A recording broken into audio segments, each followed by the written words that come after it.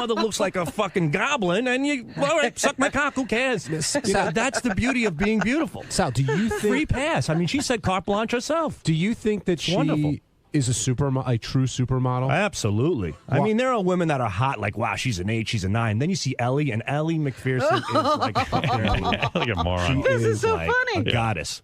Ellie McPherson. Ellie. Yeah.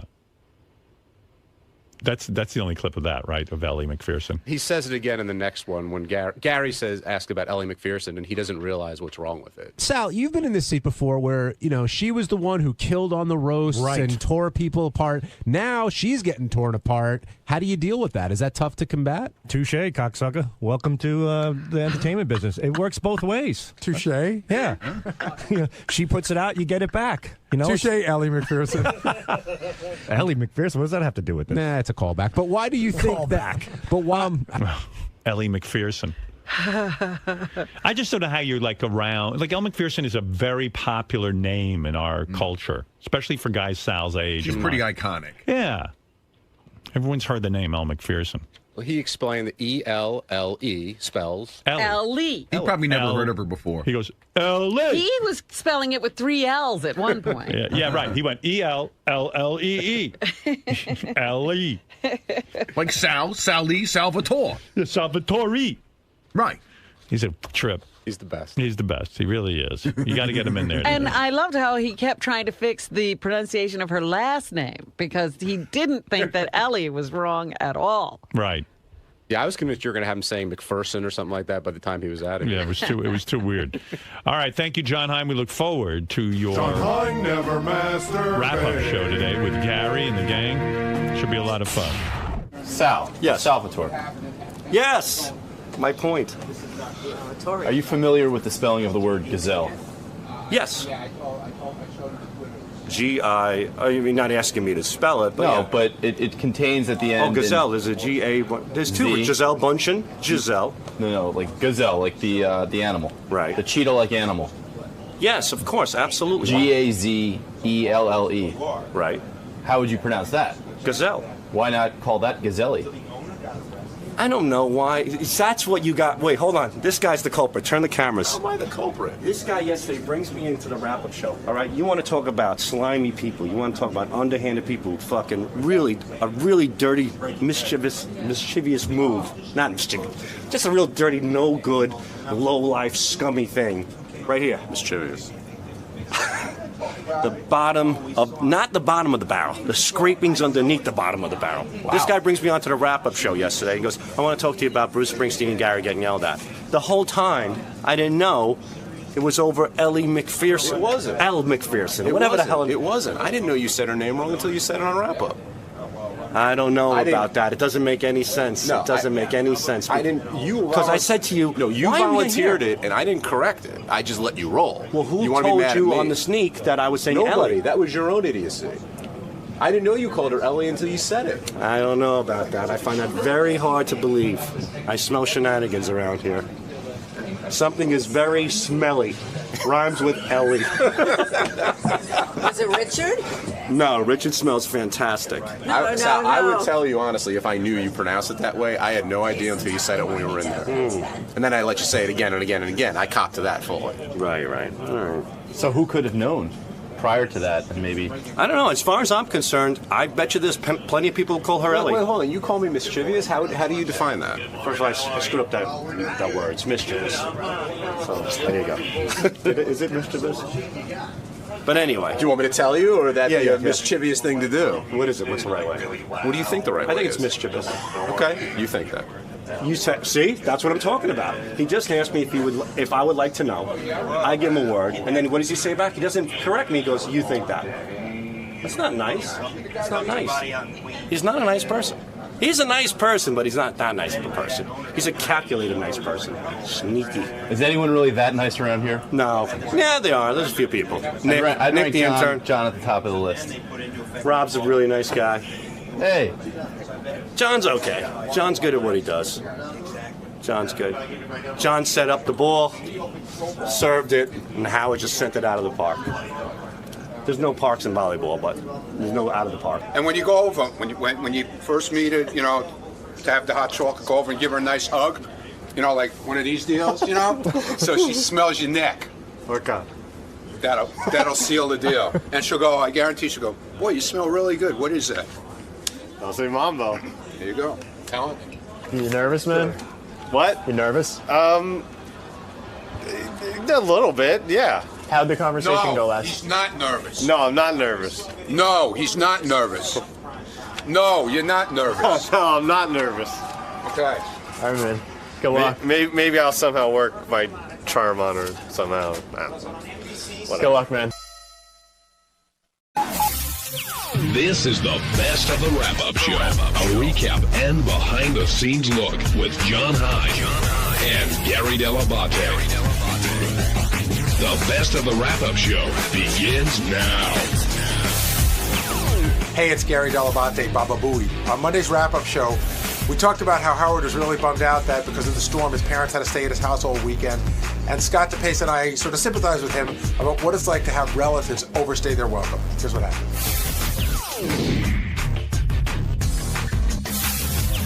Off the politics for a second, with Gary now in here, and talk more about what Howard's going through, because he's got his mom, his dad, his sister all in his house, and he's offering to blow LIPA to get the power back on. And I've been working hard. I've been talking to people. I got to lay really low because, I don't want to get people in trouble, but, they're trying, but it may be a while. Isn't this wrong? Of course.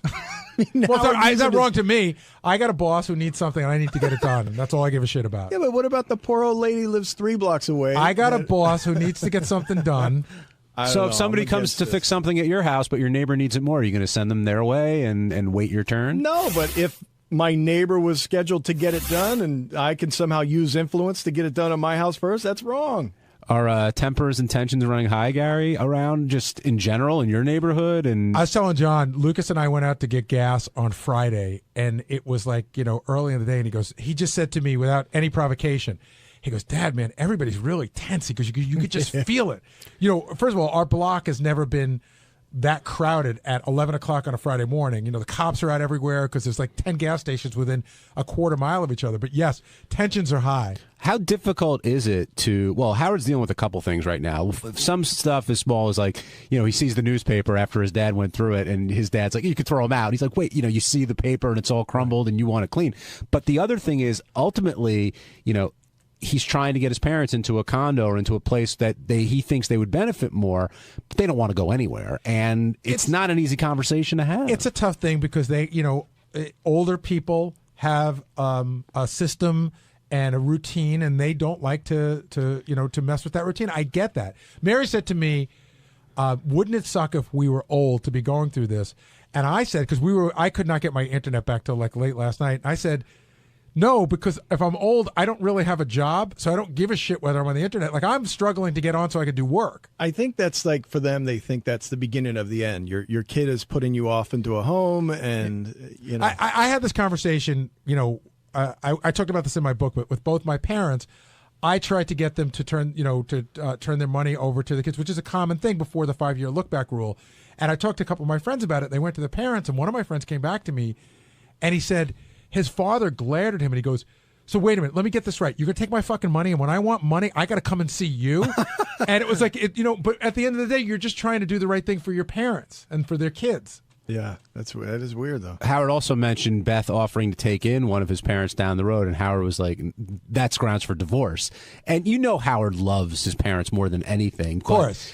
But there's no one who can get on your nerves more than your parents because you're really treating them like your kids at this point. I saw one of my neighbors that I was using internet at their house, and I saw them getting like a little flustered with their parents. I never saw them get like that before. But of course, your parents can...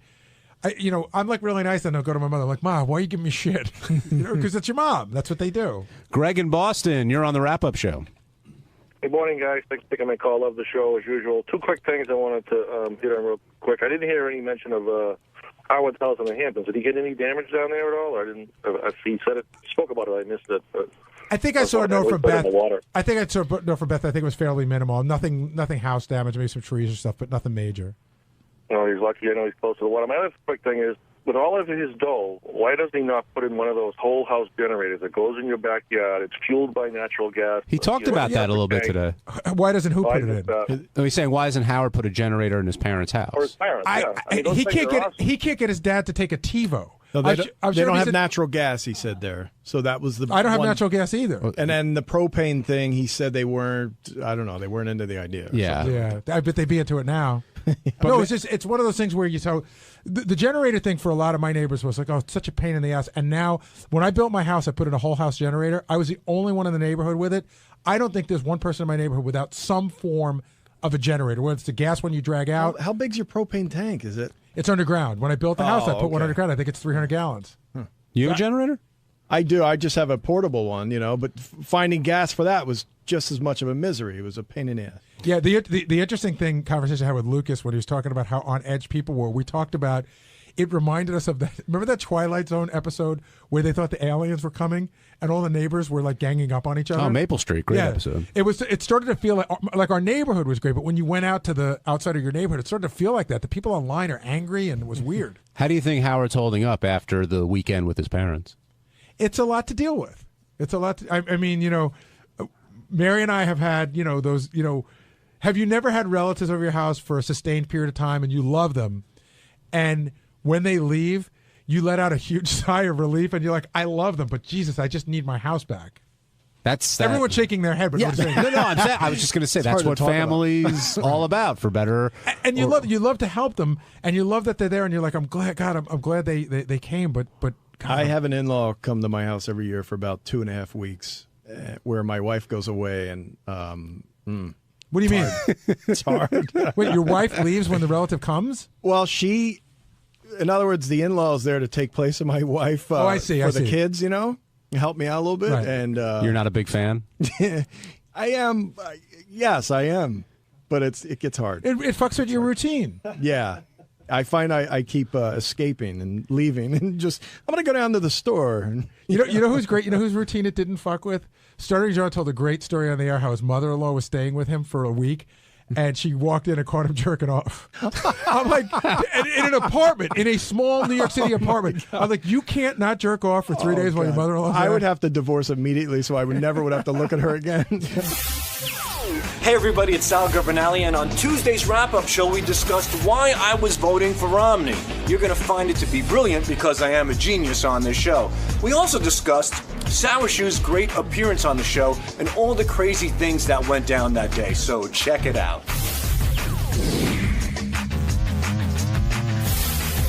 Sal Governale now joining us on the wrap-up show along with Sour Shoes and Ronnie. And as I'm reading that ad, Sour comes over and starts taking stuff out of this lunchbox and giving it to Sal. Sal, what did he give you? He just gave me a whole shitload of Kiss cassettes.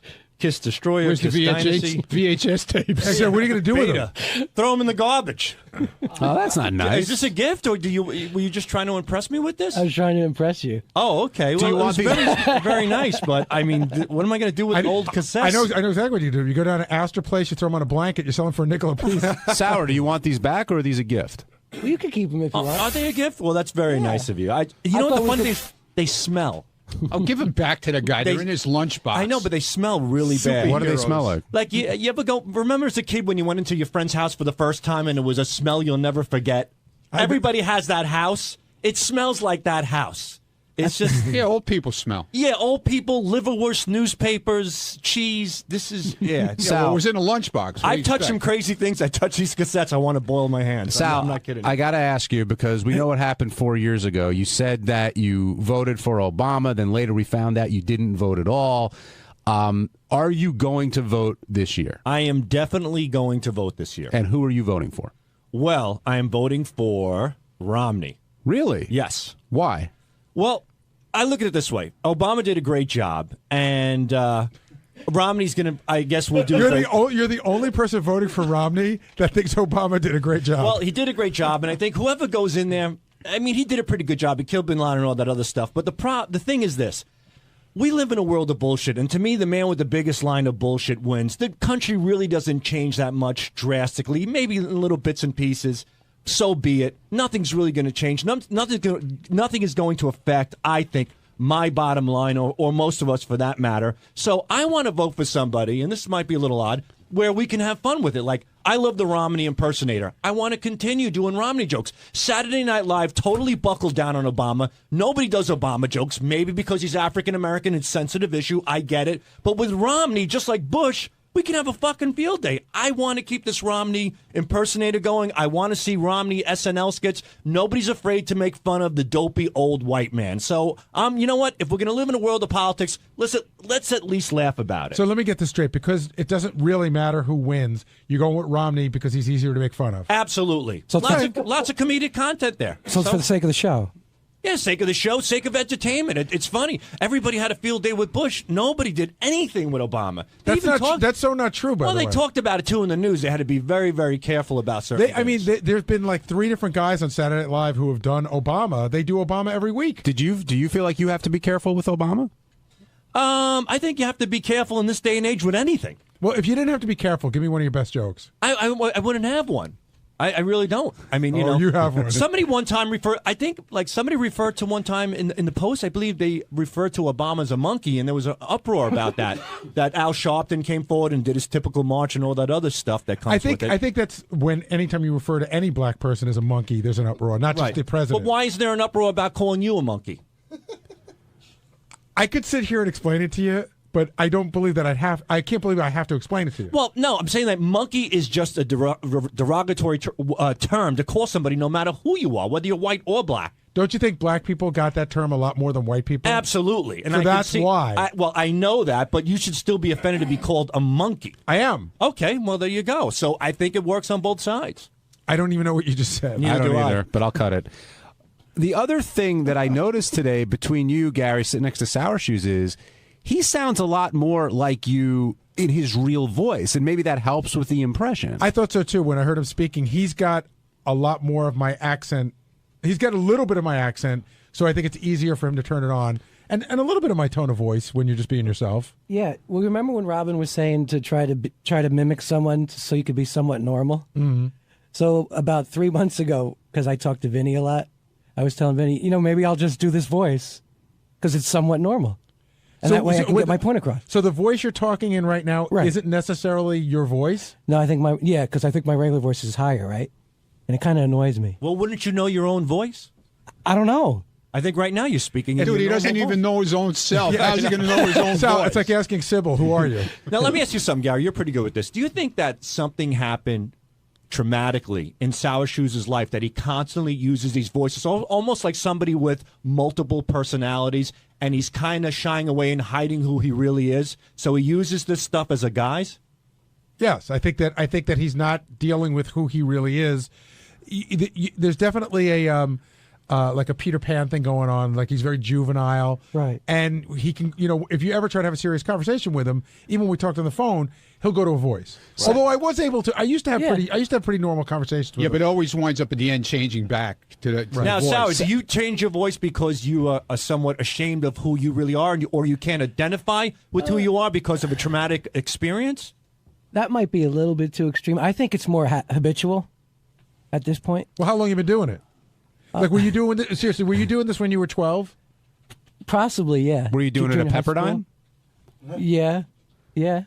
At St. John's and Pepperdine. This morning, when you came in, Howard and Rob were commenting on your energy and like you kind of got off to a slow start. I think by the end you definitely hit your stride. But did you feel off your game at all today?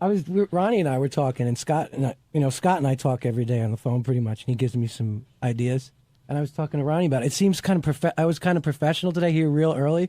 So maybe almost that it was kind of too normal, whereas the last time I was more thrown in. You also said that you had this penthouse pet come at you in a nurse's outfit, gorgeous girl coming on to you real hard, but you said you're more interested in Lisa G. Yeah, it was like all too much. It was too much there. But when I stepped away and was back to where I was at the keyboards and the instruments, it was almost like I was watching it. So then I started to get more excited. What do you mean? I don't understand. I'll tell you. Like when I'll tell you what he means. When her stories, when she started to talk the way she talked, and then I was starting to envision like Lisa being there watching her. Like I started to get excited. What were you going to say, Ron? When she was telling all those stories about getting fucked in the ass with the 12-inch dick and the whole deal about Woo Kid. And, this guy was in another world. He never moved. He didn't make a noise. He was like... And I was picturing what she did to He what she had was just like done to me. a guy jerking off in one of the booths like Sal does. You could see it in his face that he was going to blow a load. You were picturing it in your mind as it was and going then on? I was coupling it what she did to me 5 minutes earlier. Now, Ronnie, what did you think of Alexis, all that ass play talk? I know you're a pro when it comes Dude, to man, that. she's a fun girl, man. I'd love to have her in my bed for a few hours. Did you learn anything from what she had to say, or is that just... No. But I know she's a fun girl. Did it sound like she did anything out of the ordinary? No. Sounds like fun. Sounds cool to me. What was going on? I'm in. What was going on in your mind during this part of the interview? I was Sounds like you were on the listening same. too, man. I was almost in the same boat with him, but I was too busy watching him. He was fogging over. It was insane. If you go back and look at the Howard TV cameras of the footage, you look at his face, man. It was like a kid just about ready to blow his load when he's in. We used to have a guy in high school who used to sit in the back of the classroom, and he used to jerk off in his desk, and he used to stare at the girls' legs. It was miniskirt time back then, like it is now. Yeah. And I'll tell you what, he had that same look on his face that this kid used to have before he blew his load in his desk. One thing she did was she started to cross her legs, and it was kind of like she wasn't as open, and I kind of liked that better. She was playing hard to get. Yeah, she had her in heels like that. Well, you should have You directed sure she her. just Dude. wasn't clenching up her ass cheeks, keeping jizz up her butthole? Dude, you should have directed her then and tell her what you wanted. You know what I'm saying? Yeah. When you was by the couch with her, Yeah. you should have said, like, let's slow down a little bit, do it a little easier. Don't jump all over me like that. You probably would have blown your load then. But then again, that helped me later on in the interview because then I was coupling what she did to me there. It was just at the moment, it's hard for me to grasp what's happening. But then when I look back and lament, and then Now, will you take this home with you and masturbate to it? I'll try to work it into a dream overnight. He doesn't jerk The off. Weaver, Yeah. the Dream Weaver, Gary Wright. Well, Sour, is that what's appealing about Lisa to Yeah, you? and she plays a part in that too today. I'm picturing her. She's the nightmare. Watching me and kind of putting me down a little. Well, no, I mean more like you said when Alexis crossed her legs. That was more of a turn on to you Then because when she first walked in, and right. had it Lisa's open. sort of conservative, so I wonder if that's what That's appeals part to of you. it, yeah. Because Ronnie's into Lisa too, but not for that reason. I don't think. I'm into it for that hotel room. Did you see the facial resemblance? Did you see the Of Lisa and Ronnie? What? Wait. The Olsen girls and the Alexis a little bit, just in the face. Not really. No. Nah, Maybe that had something to do with it. I saw those big red lips around your dick. That's what I saw. Jesus. That's when Ronnie came. On Wednesday's wrap-up show, well, Obama is president again. Some people on this show, namely Scott DePace, voted for Mitt Romney, and it may be an understatement saying that he wasn't very happy with the results. He tried to explain himself, and that made for a very good show.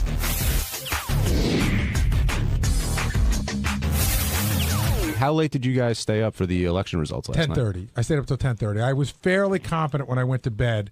It's those TV stations. They have to keep you hooked in. So at 9:10, they're like, "Oh, this is going to go all night. You can't let go." And then by 9:45, it had completely changed. It looked like it wasn't going to be as close an election. But yeah, about 10:30. Yeah, I went to bed a little before 10, and I had a feeling the way it was going to turn out. How about you, Will? 8:15. Oh, that's your usual bedtime, though. I'm not staying up for that. You know what? The answer's still going to be the same in the morning. I did get up this morning, and I keep an iPad on my vanity, and while I brush my teeth, I sort of just look at the headlines, and I was so afraid. When you play fantasy football and you're way ahead and you have to go to bed, you get up the next day, and then somebody scored a shitload of points in the second half. I was so afraid that it was going to be, Romney won Florida, Ohio, and this and that. And I was like, holy shit. Yeah, I don't want to get too political here on this show, but Will and I were talking a little bit, and I mean, the Republican Party, this is it. They're not going to be able to carry an election without having some support of different groups, and there's going to be a split or something's got to happen. Well, you put it a much better way. Somebody said DePace is the last of a dying breed. An older white guy. There's lots of white people, and they're getting older, but I think their attitudes are changing, and there's much more diversity in this country. This country isn't getting whiter; it's getting more diverse. I didn't see Scott. How was he today? Not happy. He was pissy. We made a bet. We made like $100 bet on the election 2 years ago, actually. And, I won today, and he threw the money on the ground. He's like, go pick it up, boy. It was like the end like, of... Fuck you. I'm not picking up your fucking... It was like the end of 8 Mile. He came in and just dropped Exactly. It was just like, I'm not going to grovel in front of you. So he's not ready to embrace the country and move on after... No, he'll be angry as ever, and we'll have to listen to his obnoxious rants every day. Yeah, the thing that I don't understand with him especially, which Howard sort of addressed today, is, and I even tweeted this out the other day, it's like, listen, of course I'm voting for Obama. If Romney wins... He's my president. He's president of the United States, and I'll give him every opportunity until it doesn't work. But this is like, DePace already, that's it. The next 4 years are a wash. I don't support him. We're going to do everything we can to stop him. How are you going to get anything done? An angry Scott DePace now joining us. Before you guys start crowing too much, Republican Party is not dead. We're not crowing. Just in case. Oh, yeah, you're going, the Republican Party is dead. All white guys. 48% of the country voted like me. It wasn't a big deal. But it's very close, Gary. I'm saying that if you brought more diversity to the party, you think you'd have a better chance of winning? Well, we don't buy votes. We earn them through correct policy. But I don't understand what that means when you say buy votes. I could get diversity. Let me just start offering things to everyone. Yeah. Right? Somewhat. Yeah. Oh my God. Wait. Hold on. Just like I said, you mean be I told inclusive? Will this before. Be inclusive? No, that's not inclusive. I told Will this before. In my high school, the guy was running for president, and he said, "All right, you vote for me. I'm going to get you a free day off of school." Everyone voted for me. Got 98% of the vote. He wasn't able to get the free day off from school. That is the most ridiculous example ever. It's a great analogy because basically Romney was right talking about the 47%. It's not exactly accurate, but when you're giving away things to all these people, Army vets, all those suckers. But see, suckers again, off the system. I'm not saying it's exactly. Hold on, I'm just old simply, people. Hold on, guys. Hold on, Scott. Yeah, you look like you want to punch somebody. I do. Right now. I do. Why? Why are you? What's angering you? It was it's just. I don't know. Were you up in the country? Were you up all night? Did you wait until... No. No. I turned it off. Is Obama your president? Do you support Obama as your president? Of course he's my president. But do you support him? Do I support his ideas? No. No, do you support him? In other words, if he tries to get... What, I'm a jockstrap? What do you mean, support his balls? No, I don't support his policies. But you couldn't even give him credit for doing the right thing during the hurricane. Even that bothers you. More than anything there, I'm putting out the hypocrisy. That when Katrina hit, the media was all over Bush like he had just he created the damn hurricane. Now with this thing, it's Obama gets his ass lathered, and it's his bullshit. But you understand it's bullshit. It's no better now. Do you understand that and that's 4 years after the fact. You understand the grief that they gave George Bush was that he was slow to deal with the hurricane. It's because he didn't land on the ground. He flew over. That was a big fucking thing. No, but he was slow to deal with it. People were on their roofs. They had to first get people into safe. It wasn't easy. It wasn't the same fucking thing. But again, I don't want to fight. It's not something to yell about. Every time I bring up something about Obama, you go, "Well, you did this, you did that." I'm saying, did Obama do a good job? This is the most minuscule. I'm telling you, no. I don't listen.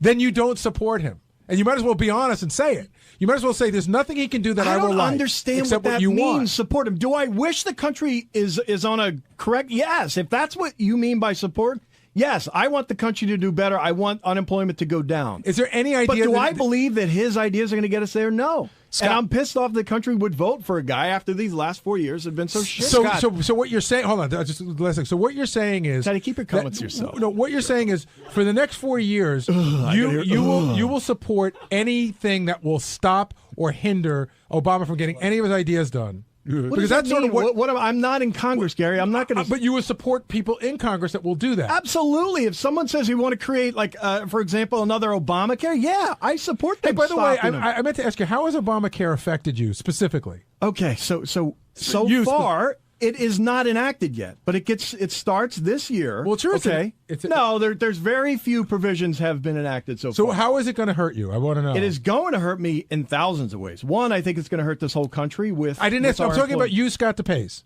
How is it going to hurt you, Scott DePace? Allow me to tell you how the economy works. When the whole economy goes down, it's a very simple question. Gary. I'm answering you. You won't listen to me. If the economy is bad everywhere, I understand that. I get affected. I'll take that into account. But specifically, Specifically Obamacare. Next, there are tax increases. How is it going to affect you on a very personal level, specifically, not as a whole telling country? you, and you're not listening. Open your fucking ears. There are tax increases. I don't that believe will there's tax affect me. increases for you. Yes, right. I don't want to get too wonky. Yes, with it, there but are. No, there aren't. Yes, there are. No, there aren't. Yes, there are. Well, you don't know what you're fucking talking about. Yes, I do know what I'm talking about. I can tell you Thirdly, exactly what it is, but I I'll don't think it's prove very it to you. interesting to the crowd, I'll to prove this it to you audience. later. Sit there, pal, you pussy. You lost. Shut up. I find that when anyone yells about Obamacare and you ask them how it affects them personally, they can't answer the question. And lastly, I believe that there's an underlying thing to this whole thing where when people do not have to support themselves, when people do not have to be responsible, that's a bad issue. When you can start force feeding people and giving them their own policies, instead they go out, buy their fucking iPhones and their cars and whatever the fuck else they want to buy. It's not a very sexy purchase, buying insurance. Instead, they buy the other shit. And when you do that, that's a bad thing. Lastly, but you still haven't answered the question. Lastly, Gary, if you're not understanding how this applies to me, and then lastly, I'm asking, I believe how that is it going to come out of your pocket specifically? I told you taxes. Lastly, I believe that overall the government, when you get control of people's health care, you're going to start putting all sorts of legislations on top of them, just like things like Bloomberg and his salt thing with his soda ban. But again, you're guessing. Once the government, you're guessing. No, I'm saying I'm smart enough to know. Once the government is in control Smarter than everyone else of in the our room. insurance policy, they're going to do things like Will agrees with, that if you're too heavy, they're going to tax you more. If I smoke cigars, I'm going to have to pay more. And it's going to be a slippery slope where when the government is in charge of us, Republicans love to use that broccoli example, like they're going to, that everyone's going to be forced to eat broccoli, but it's ridiculous. I want to let the record show that he has not answered the question. I've answered it. He has not. Taxes. Do you feel taxes? Do you but it hasn't happened. Your answer is taxes. I told you it doesn't start until next year. Scott. It starts this year, and then next year's taxes will be on there. Scott, over here. That is accurate. Scott. There are parts of the program that are already in place. Absolutely. Right but now. the taxes haven't been implemented You can stay yet. on your parents' The insurance taxes- until you're 26 years old, Will, right? But the taxes have not been implemented yet. Taxes. That's first. Taxes. The taxes have not been implemented. Everybody yet. shut up. Give John the show back. Thank you. Hold on, give John the Thank show you. back. Scott, simple question. You lost. Do you think that all lost. when Christie took that picture with Obama, that the election was basically over at that point? Do you think it had that much of an effect? No, I don't think it. So why didn't Romney win? I think he won because a lot of people are on the. Listen. There's a lot of people who look at who voted for him. A lot of the cities, a lot of the suburbs did not. Right. That's code for minority. Yeah. Well, you call it what it is, but I think you just did. You just did. I don't think you're going to win an election anymore without attracting any Hispanic votes. And if your idea of immigration policy is, say, what is it, voluntary deportation, then, you're not talking to people. You're not talking to people in a realistic way, and that's why you're not going to win an election Latino anymore. issue was I'm going to immigration, win. not I'm handouts. going to run and just offer everyone $1 million. But that's not what happened. What the fuck? A lot of people around here bother the guests. Like, I heard a rumor that George was nudged by Steve Langford that his daughter is going to interview George for a school project. Oh, she did. Well, I love Steve. Don't get me wrong, but around here, can we just leave the fucking guests alone? Honestly, George isn't going to be able to say no because he thinks it's going to affect his relationship with me. But it's I don't feel like I'm a guest. I feel like I'm a member of the family. Well, you are a guest. I hate to tell you, you're not a member of the family. I'm shattered. Absolutely shattered. You can't be a member of this family. No, but I feel so isolated now. Where is my? This, I think, is in and of itself a news story. Yeah. Langford will not come back. Why? You're kidding. He refuses to come back. Why? He says this topic is off limits. Why? Why is it off I limits? think because it involves his kids. He said, your kids are off limits. Wait not a about second. his I'm not talking child. about his kid. I'm talking about him. I'm talking about him arranging for an interview with a guest of mine. I was surprised. He gave me the hand. I'm like, Steve, you of all people? And he goes, Steve this is knows. different. Steve, this is not different. This is not talking about his daughter. I'm not talking about his daughter. I'm You're talking about him making the request. Right. But I just went directly, sitting in his chair, and he's not coming in. Interesting. He's got to come in eventually. Steve Langford, my good buddy, is here with headlines. I'm going to ask him why he did not come in yesterday. I think a major faux pas on your part. We could have worked it the out. Audience reaction was appropriate. They were very upset. Steve, you took a beating in the email. Everyone said you were hypocritical. You didn't come in. You didn't talk things over with me. You know I'm a reasonable guy. I wasn't angry. I was just, hey, I don't think that's cool. That's all. Let me put this all in context. I've done interviews with a lot of my friends' children. That's irrelevant. No, but that's what it was all about. No, but listen to me. Here in this case, it happened to be Steve. But Steve is one of my newscasters. Yes. I've given the news department autonomy when it comes to anything, news stories. They have autonomy. But when it comes to meeting George Takei and then you ask him a favor like, can my daughter interview you? He shouldn't be doing that. It's not appropriate. But I've had many friends' daughters and sons. I understand that, but we are in a business of catering to people like you and making sure you're comfortable with us and that we don't become nudges. And so then when we do need a favor, it's for the show. But can't I become friends outside Yes, you of can. this? But no one should really hock you for favors, especially, listen, Steve's daughter's a lovely girl, I'm sure, but she can meet other people to interview. Steve, how do you respond now that you're here and you've had a day to think about it and reflect on it? Well, first of all, the reason I did not come in. Go ahead. Yesterday when I heard you talking is because I probably would have come in yelling. So that would have been good. you. Good. Let me have it. How am I wrong? Well, because I thought I'd, take a moment and think about it. So that's why I didn't come in. A great moment. Thank you for robbing us. No, thief. Why were you angry? Do you disagree with what I'm saying? No, it's your show. Right. And it's your right. It's a policy. Yeah, it's your show. It's the way you want to run it. Absolutely, no question. Right. However, my kids are not material for this show. Your kid isn't. Your kid isn't. Okay. Do you remember when Doug Goodstein was putting his came daughter right in my chair? Here? My kids have never come here. No, but you're using the show to get an interview with George. My kids are not material for this show. I'm not talking about your kid. You did. I don't know what. No, I did not. You're hiding behind. No, that. I'm not. Yes, you are. No, yes, absolutely you are. not. How am I talking about your kid? We would never cover your kids. Ever. I'm not covering your kids, but if my You reported on this show about my kid's project. And I don't. I talked about my kid going to the McCartney concert with me and me asking for an autograph. You do what you want. It's your show. Right. But not my kid. I don't know anything about your kid. So let's say instead of your kid, your brother. Not that you have a brother. Do you have a brother? Yes, I have a brother. Oh, okay. Do you have a sister? Yes. Oh. Do you have a grandmother? Not anymore. All right. She's deceased. Yeah. If I heard a story where you went up to George Takei and say, can my grandmother interview you? I would say to you, you know what, Steve? Maybe you should back off that because George is here. The only reason you know George is through my show. Absolutely, and I agree with you on that point. There's no question. And I don't learn anything about your grandmother by saying that or your kid. I didn't even know you had a kid. Who would marry you? Do you know that when I worked at Hard Copy 15 years ago, your kids came up? So if you at one point, and we had some knuckleheads running the show at that point, right? And they were apparently about to air a photo of you with your kids, and we all looked at the people upstairs and said, "You're out of your mind. Well, this is over the line." Let me say something. That is a very nice thing. That's not always the same. been my policy.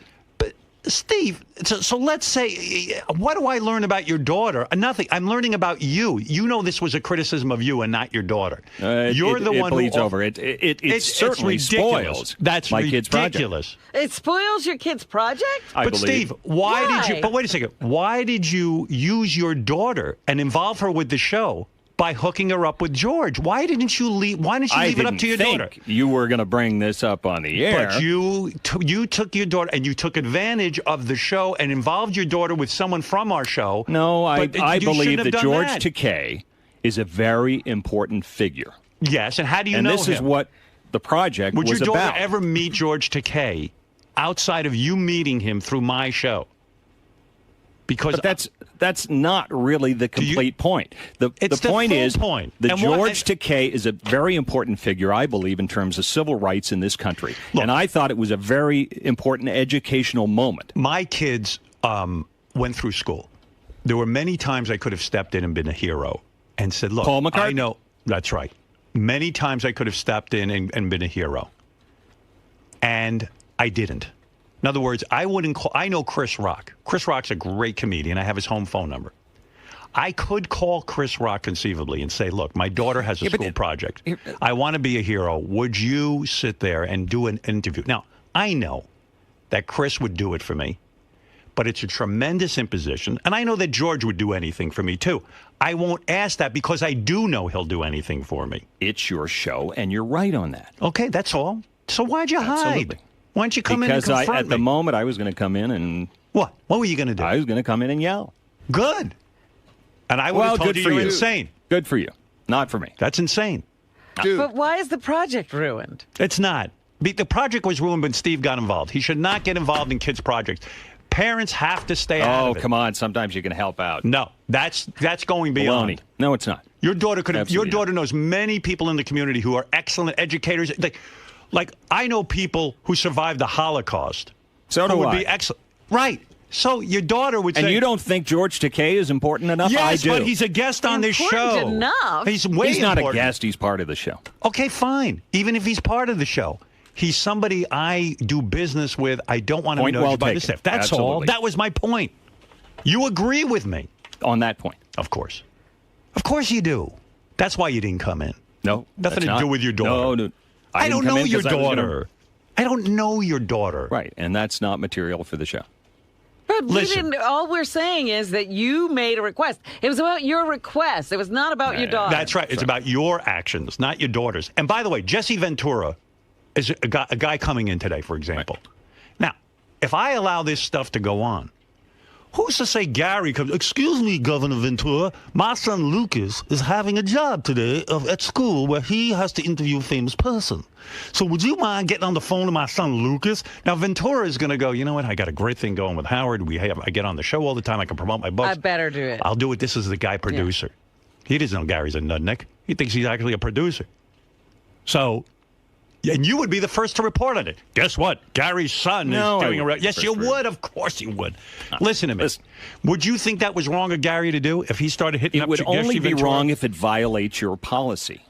Well, of course it violates my policy. So if it violates your policy, it then becomes a news story. Right. So why didn't you do a story on yourself? No, Shuley did that. You're not going to do a story on yourself. Come on. All right, Steve, I'm done with you. I don't think this resonated with you, or I think you're trying to turn this into something about your daughter. No, not at all. This is about you, not your daughter. How dare you hide behind that? Baloney. Shame on you. Do you feel dressed down by Howard, by his comments that... He made his point of view, and I made mine. Were you able to see it his way? Or do you still stand by? Like I said, I see his point of view in terms of his policy on the show, and I made it clear that there are certain lines that we don't cross here. But he was making it more about your decision than it was about your own child. Yeah, I know he was. But you seem to interpret it as an attack on something. No, it's just off limits. Kids. Even if that isn't really the subject at hand, it's more about your action. Yeah, but I mean collateral damage. How so? How do you think this? How do you envision this rolling downhill? Well, no, you don't bring up. We would never report on anyone's kids under 18. So you think that should just be a blanket rule? Well, it's common sense. Now, are you glad that you avoided going into? Well, like I said to Howard, which is not a good way to start a soundbite. I didn't want to go in yesterday because I would have sounded like Ronnie. Yes, I would have been roaring. So I wanted to go in a little more measured. So we would have, they say Langford Unleashed. We would have seen Langford Unleashed. Yes, absolutely. I see Colonel Mustard over there. Take that jacket off. Take that gun. Wonderful. This is Eyewitness News. So is all well now? Is everything okay moving forward? Can you? Absolutely. Will this be a distraction for you, knowing that you and Howard had this little dust up? I don't think so. I mean, it's bound to happen. True. Well, you've got your sharp new blazer on, and yes, it's a new day and many new stories, I'm sure. Absolutely. You are the man. No, you, sir, are the man. Dog. How could I be the man when you, in fact, are the man? You are the king of the hall. You are the king of the newsroom. I know it, you know it, The listeners know it. You're animals. What the fuck, man? What's your problem? What's up, you Mund maniacs? I'm Richard. And I'm Sal. Welcome back to the show. I had enough of this camera bullshit. I swear to God, now I had enough. Leading off this episode, we find Ronnie in yet another one of his little predicaments. As comparisons to a tiny celebrity guest leave Ronnie piping mad. All right, we got to bring in Vern. Oh, you're not meeting me? No. Shut up, asshole. Ronnie stunt double's here today. You Vern Troyer. Why do you think that's funny? I didn't know Vern Troyer had a smaller twin brother. You don't know why? I'm talking games. I heard of Mini Mund. Good. Mini Mund. I don't find that funny. Fuck yourself, too. Yeah, sign this fucking thing for fucking charity, please. Ron? Can I sign this motherfucker as Mini Mund? Buddy? Can I write Mini Mund? Al? Don't be a douchebag. Just fucking sign it. Sorry, I gotta scratch my balls. It's about time for a shave. They're getting hairy. Asshole. Mini Mund has mega attitude. Two of you. Go suck my cock. Little man, big attitude. Fuck yourself. Ronnie Mund, little man, big attitude. You jackass. Little man, big attitude. What the fuck is wrong with you? It's fucking nuts. Will you stop with the fucking signs? Jesus Christ. What happened to the sign on your back? There is no sign on my back. Is there anything on his back? There's nothing on his back. It never got on my back. Greg? There's nothing on there. Well, I saw it. It never made it on my back, though. I know you saw it because you were in there with your buddy Sal, probably. He got it on your back. No, he didn't. You met the great Ronnie Mund? You have. I saw it on your back. How did you see it on my back? There was a cross.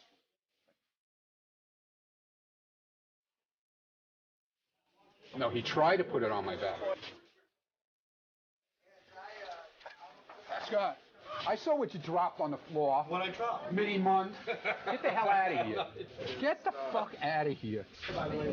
Okay, watch the tape. Are we here at the great Ronnie Mund? Are we here at the great Ronnie Mund? Oh, Mini Mund, when will you learn to accept your little body? That'll happen as soon as he ditches those 3-inch lifts on his shoes. Look at the lifts on the heels and the back of that. That's the way the shoes are made. Come on, dude. Fuck you, cocksucker. That guy's got the footwear collection of a teenage girl. And the phone habits of one. Ronnie is always on the horn. What's wrong with making a phone call? I can't make a phone call now? Check out yet another one of Ronnie's important phone calls while on the job. I'm not saying anything terrible. I can talk on the phone. And since we're not sure what the other party is saying, let us fill you in on the details.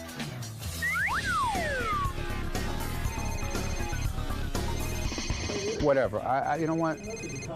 I know you. You're no actor. You're not acting for any camera. Please, don't give me no shit now, okay? Hello? Hi, I'm Mark. What's up, fuckface? No. Go fuck yourself, dickhead. Ball bag. What's that? Open ears, jackass. What's up, shit pipe? Really? How I many? just farted. I have black cock fell out of my ass. Are you kidding me? 4-Eye to 4-Eye with Howard's Mushmouth media producer. What's the matter? You can't fucking talk to me? Oh, no, I thought that was your bit. You can't talk to me. No, you asked Greg if I made a face. You asked me if I made a face. Yeah, I made a face at you. You're an asshole. And as we begin this 2-part saga, it's obvious that Ronnie and JD's relationship is mired in miscommunication. Yeah, okay, Mr. fucking bullshit fucking personality over here. What? Go away. JD, get the fuck out of here, all right? Seriously. You're a moron. That's all. You're a fucking moron. And it's plain English. But no matter what young JD says, Ronnie's paranoia has taken over his tiny frame. As he's convinced that JD is the prime instigator behind each and every Ronnie-related taunt. What a stupid asshole. Little fucking instigator bitch down there. Me? Getting behind the wall. How am I instigating stuff? Go away. Just go away. If I had the skills of you, JD, I'd be a fucking star right now. But I don't have the skills of you. I'm just a fucking asshole sitting in Scott's fucking room, okay? I'm trying to have a creative I'm not as fucking great as you. Because you yelled at me earlier. I don't have the skills and ability that JD Allmeyer has. Now, fucking whore. Perhaps it's their difference in educational background, preventing them from reaching common ground. Think I'm stupid? This is a college graduate. I actually did graduate college. I got an associate's degree from a sort of technical school. You didn't go to college? Where'd you go to college? I didn't go to college. I never said I did. Okay, you just got I went to everything we community just said. college for 1 year, okay? Are you happy with that? Are you happy? I went to community college for a week. Fucking Ass by Richard and Sal for his leprechaun-themed turtleneck. It's clear that JD is the only one who truly makes him see red.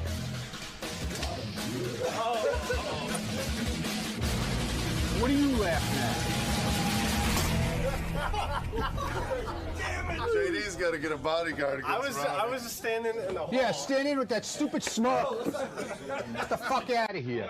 I can't stand and look and smirk. And when JD attempts to smooth things over, Mr. Limo Driver wants no part of it. Would you like to apologize for almost injuring me? Absolutely not. Either way, it's abundantly clear that this quarrel isn't ending anytime soon. You see how it is trying to, just have a conversation with Ronnie? I don't want to have a conversation with you. So, as JD leaves dejected, we can't help but wonder, will Ronnie ever be at peace with young JD? You're not okay, and I'm not okay with you. Will he catch JD in the act of instigation? That get me, all right. Will this pole dance lover turned pole tosser be able to stop his violent tirades against Howard's timid TiVo guy? Look at your face, and then you'll know why I want to cut your throat. Find out next time on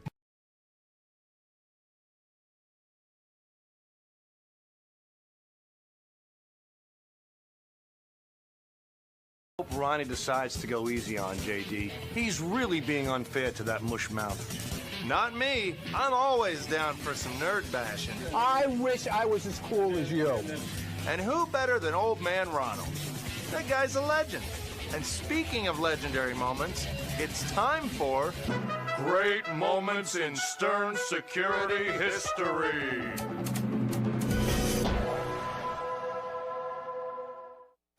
On a Tuesday morning in mid-June, Howard Stern and Artie Lang's appetites were growing more ravenous by the minute. Meanwhile, outside of the studio, there was only one man capable of satisfying the king of all media and his portly sidekick's hunger. Ronnie Munn. With his ability to transfer and separate sandwiches into two separate bags, Munn displayed a calm and cool demeanor that only an undersized security guard in a pinstripe suit could. And as he began his triumphant march toward the studio door, the loudmouth limo driver knew a seemingly impossible task lay ahead of him. Maneuvering his way into the crowded room full of bright lights and co-workers alike, Ronnie shut out all obstacles and put his fancy footwork to use, persevering until the two low-fat grilled chicken sandwiches had reached their destination. And while Ronnie may have slipped past his distracted co-workers unnoticed, we say thank you, Ronald. Your commitment to bringing healthy sustenance to funny radio personalities is unparalleled. Stand tall, stand proud, Mr. Munn. Your actions rank among the top in great moments in Stern security history. no average-sized guard could possibly maneuver low-fat sandwiches the way he does. I'm getting them right now, okay? You just fucking got here. Sir Ronald, we salute you. Now let's get back inside Ron's head with another segment of Mundane Thoughts with Ronnie Mund.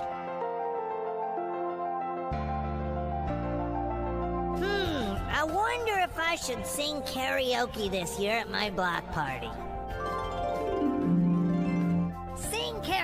Smokey, are you out of your mind? You remember the Hopey Copey?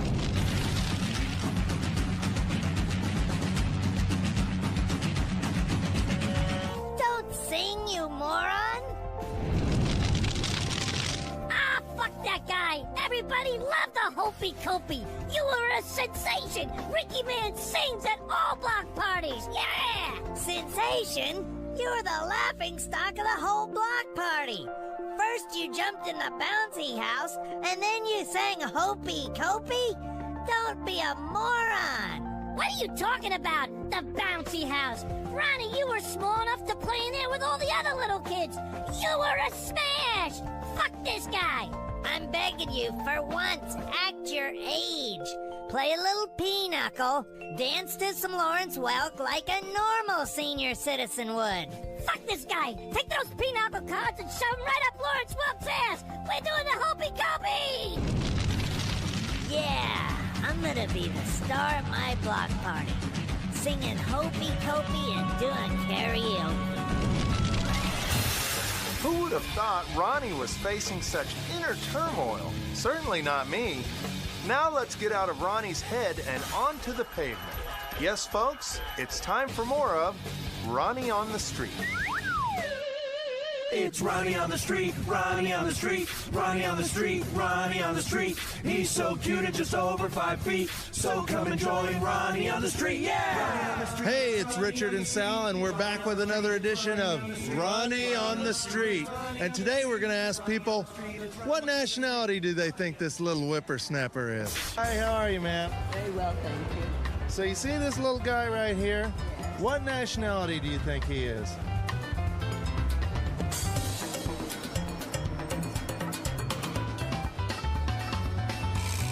Probably, he looks like a cross between a German or a very unhappy American. Russian. Something Middle Eastern of some kind. This looks like a little bit Irish and Spanish mix. I guess Italian would have been the first one. Greek or Italian. Looks like an old Italian motherfucker. What makes you think that? Because the way he's dressed. His dress, wearing his look. He looks like an old mobster, that's why. I know, it has that fucking arrogant look on his face. Now, would you be surprised if we told you he's Jewish? He's not. Is he really? Now, you ready for a big shock? What, he's Polish? He's Jewish. Let me holla at him real quick. Okay. What's his last name? Mund. I'd believe it. He's really Jewish? Wow, I'm impressed. Really?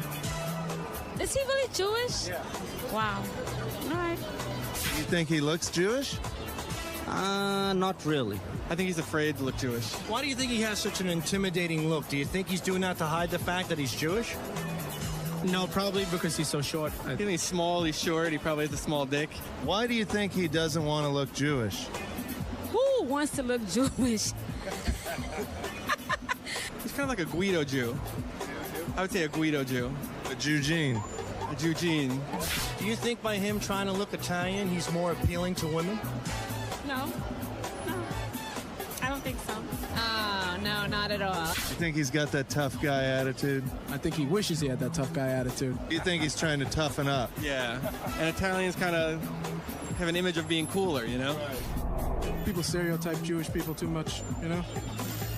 What do you think of Jews? I had no problem with them. Right. They never bothered me. They're not as bad as those Jehovah's Witnesses, you know what I'm saying? Well, it seems a lot of people are confused about Ronnie's nationality. Yep. But I think there's one thing we can all agree on. He's an asshole. Ronnie on the street, yeah!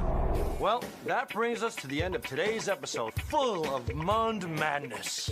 But there's plenty more madness to come. Yeah! Yeah! Yeah!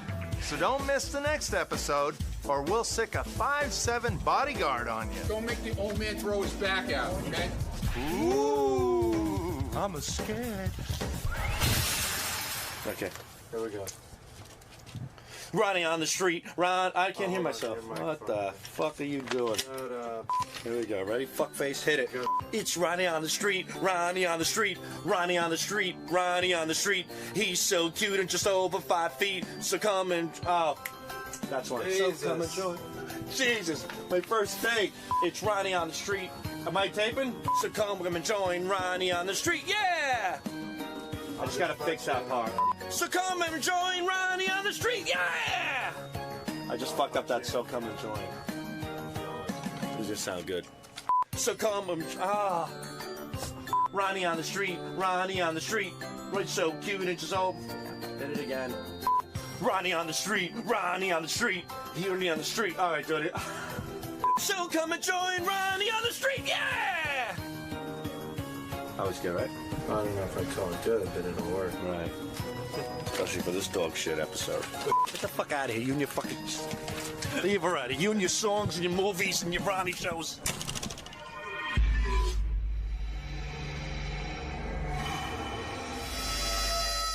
Get the fuck out of here. This is the best of the wrap-up show. A recap and behind-the-scenes look with John High and Gary Dell'Abate. The best of the wrap-up show begins now. Hi, I'm Scott the Engineer, and on Monday's wrap-up show, we got into a conversation about wiring in the studio. Howard was pulling wiring from under the console, and he kind of didn't like it. And then we talked about my orgasm tape. Now, people say that was fake, but hey, I'm known for realism. I never fake anything, especially orgasms.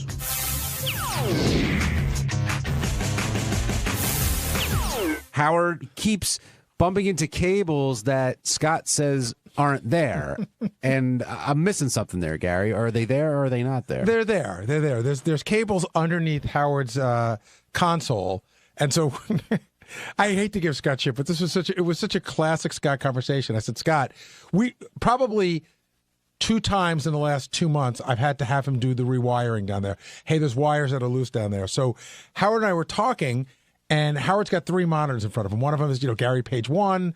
One of them Howard plays his stuff off of. One of them is the monitor where he looks at calls that are being screened. Mm-hmm.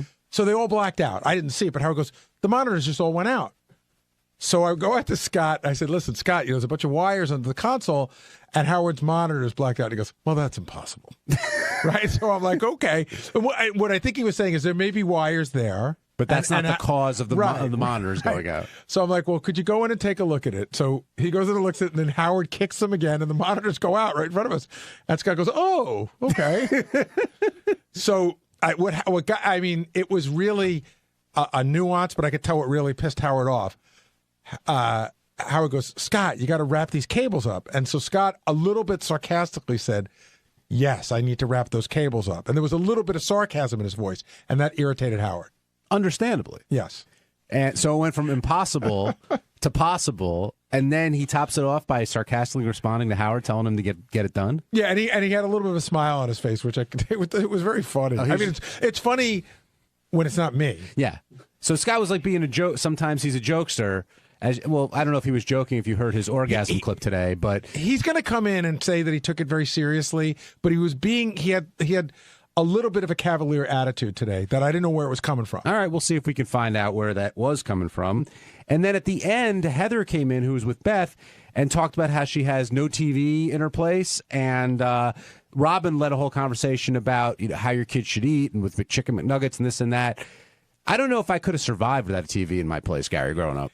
I like to think, remember the show on HBO, Dream On? Yes. Remember the start of that show where plopped right in front of the TV. And it would show the Brady Bunch and all these different shows. I was like, yeah, that was me. And you know what? I always say very proudly that me spending all those years in front of the TV is why I got the job here. Howard wanted, before the internet and all that other shit, I could remember the stupid songs, the stupid movies, the theme songs, who was on what show, who did what. That was my value. You're preaching to the choir here. I wouldn't have a career if it wasn't for television. But we need to interrupt this fascinating conversation with a fascinating conversationalist.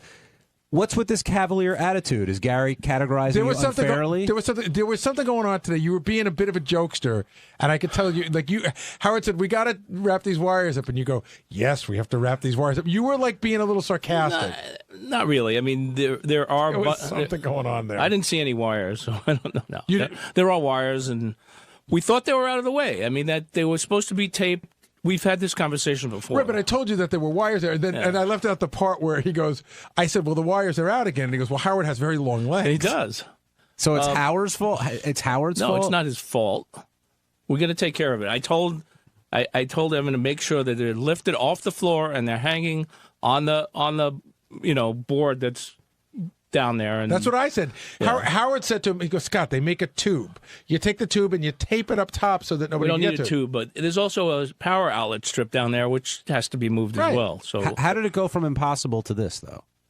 You did say to me, I said, Howard's got wires down there. You didn't. You said that's impossible. Well, because I've been through this before with Evan.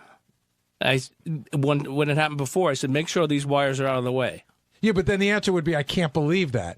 You said it was impossible as if the wires could have no chance of having anything to do with Howard's screen's blackout. Then when you saw it, I still believe that those wires down there, because they're mostly TV stuff, have nothing to do with those screens blacking out. Then why were the screens blacking out? The screens blackout, we've been through this before. That's an updating profit thing that happens.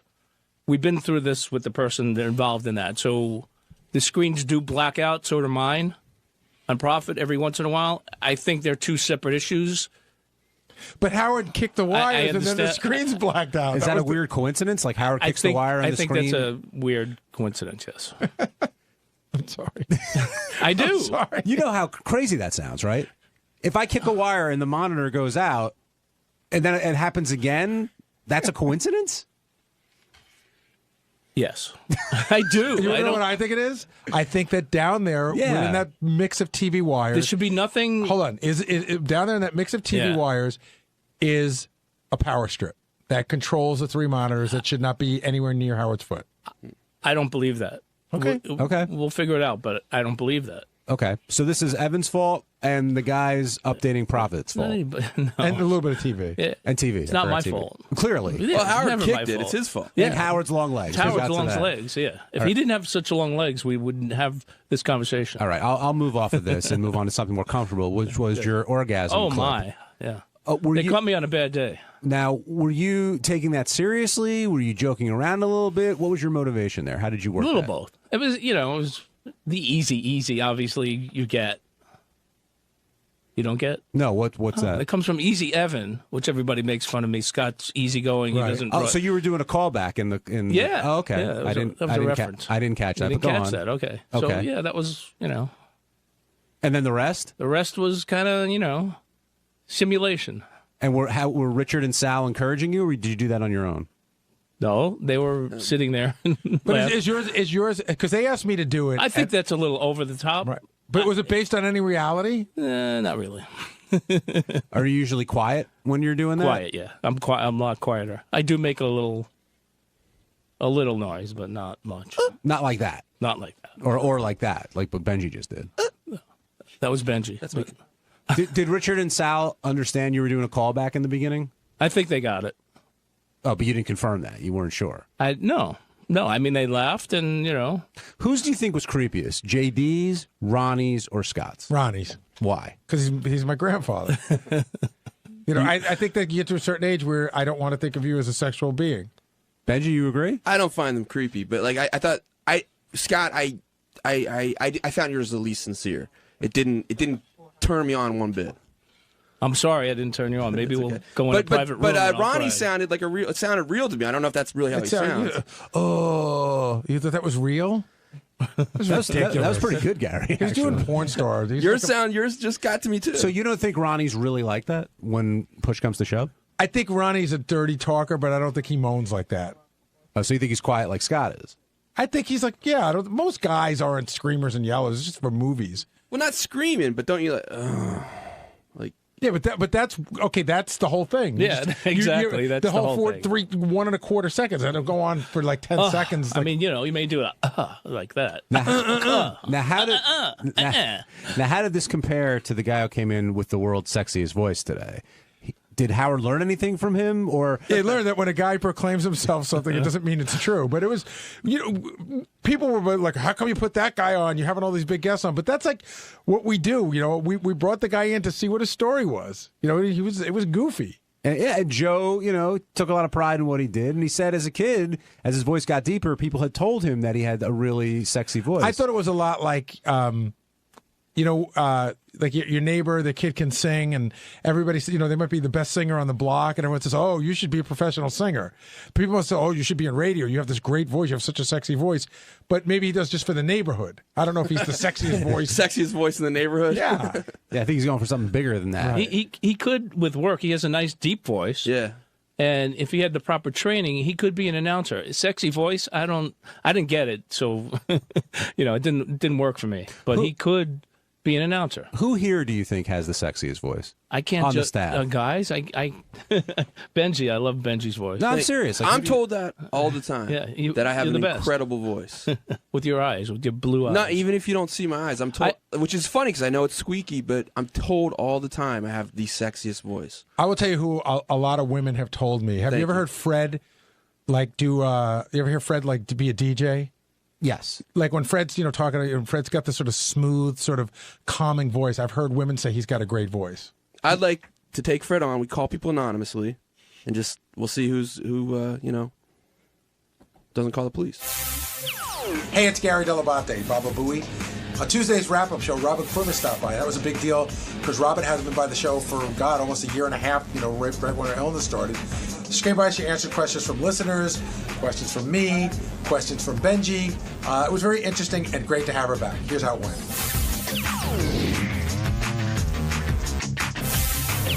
Let's start off with Paul McCartney. And whenever Paul McCartney, he's gone from a dream pet project to his third trip up here, which is pretty amazing. Right? When I think of how much time I spent trying to get him up here the first time, I mean years, literally, I think it was 10 years in a row, he would be the first call I would make every year for Howard's birthday. I figure shoot high, and I would always get shot down. And yeah, now that, it's fair to say that Paul McCartney is a regular on the Howard Stern show. In fact, I was pitching another guest last week, and I said, Paul McCartney has made this a regular stop whenever he's got something to promote. And he has a good time with Howard. And he's sitting there on the couch, very comfortable, answering every question about all the songs that he's written. And it's the one guest, though, where I think you see Howard he's not nervous, but he definitely is in awe because this is a Beatle he's talking to. I was going to say, and I don't mean this in a bad way at all, but Howard becomes a fan. I've seen Howard be a fan. Like, Howard's a fan of a show. But at the end of the day, it's still Howard is watching the show. Howard's a fan in a way, like the excitement, you can really feel it. Like you know that Paul has had an influence on his life. There's not many people that fit that bill. Yeah, and he's looking at him sort of as the kid growing up watching the Beatles, and he talked about how whatever they did, he did. They were trendsetters for a lot of people, but obviously him. And at the end of the interview, Howard gave a genuine thank you, and you can tell it wasn't lip service, and Paul appreciated that, and I thought that was a sweet moment. Yeah, Howard went to a lot of different places today. I even thought that that you always get like a little crumb of what his and John's relationship is, and I thought the story he told about how he would, when he was in school, he would say, "I've written some songs." And people would be like, cool. And John goes, well, yeah, I got some songs too. Like right from the get-go at 15, they're like, well, you want to do this? Let's do this. And also how they describe the way they collaborate. Paul saying, he's writing getting better. And the easy thing would be, to write whatever. And John says it can't get much worse. And how they were just a match made in heaven. And it reminds me a lot of this young lady coming here now with Howard, because they just gel in a way that is sort of like you don't script that stuff. Either you click or you don't. And when it's right, you can do some legendary stuff. And Robin, so glad to see you here. Yes, I thought I'd come down and say hi to the wrap-up show today. And it's funny that you should mention that because that thought occurred to me when he was talking about that writing process between him and John. Because with you and Howard, it always seems, I know you guys have had your ups and downs, but there's just a natural flow, natural chemistry, and you both feel very comfortable with one another. And you've got millions and millions of people listening, hanging on your every word, which is sort of Beatles-esque because they had the same type of effect on people. Well, I just think it's when that collaboration is right, you just find whatever idea you had just got pumped up, like on steroids, because they just take it to the next level for you. It's like, oh, here's a great idea. It was sort of like, when I just happened to, yesterday it happened when I just said, oh, they're doing this Dr. Ruth Broadway show. And Howard said, well, how great would it be if Pam Anderson played Dr. Ruth? And then all of a sudden it became a completely different idea.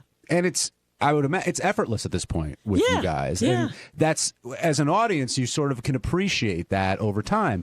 And I think with McCartney, it's the same thing with Lennon. They just were the perfect marriage. And of course, the results speak for themselves. Yeah, I always say that Howard's like the world's greatest dance partner because he leads and he makes you such a great dancer that you don't realize when you're trying to dance by yourself, you're not really as good as you thought you were. But seriously, like I'll go in there and I'll start talking to him and he just starts leading me and I was like, well, this is so effortless. And then you go talk to somebody else, you're like, this is so fucking hard.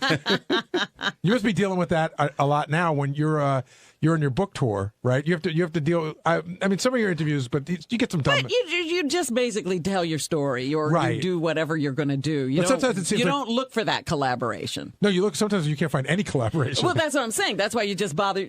I know what I'm going to say, and I know what Right. I want to do, and I'll just throw this in here or there. I'm not looking for what I get when I'm talking to Howard. It sounds like with this extra interview, though, that you did with Beth, there was a little Beth bit was more than that. amazing because when we sat down, she says, "Oh, I'm so nervous about the interview." And I said, "What are you nervous about?"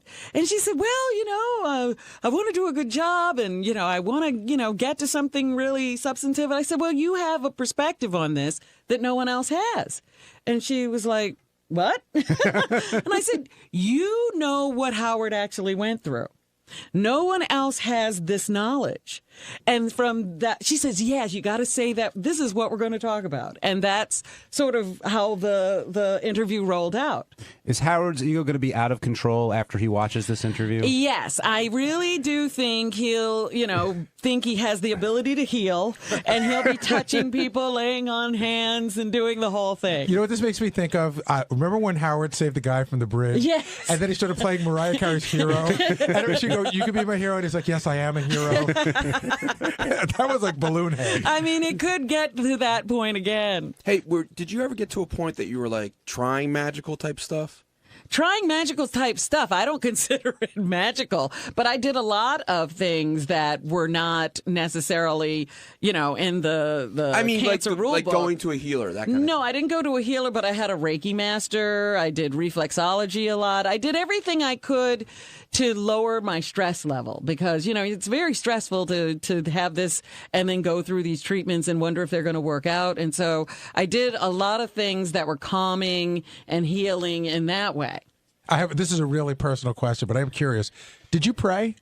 Did I pray? I didn't ever do that kind of thing, where you're sitting there going, "Dear God, if you let me Lord, out." please, please." No, that never really happened. I think it happened in other ways. Like, boy, I really want to get out of this. It wasn't like a prayer to any particular God.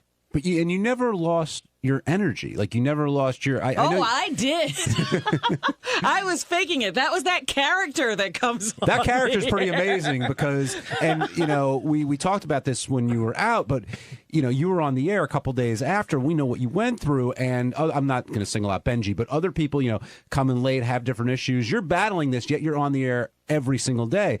But I would think that's kind of what motivated you and kept you going because during that time.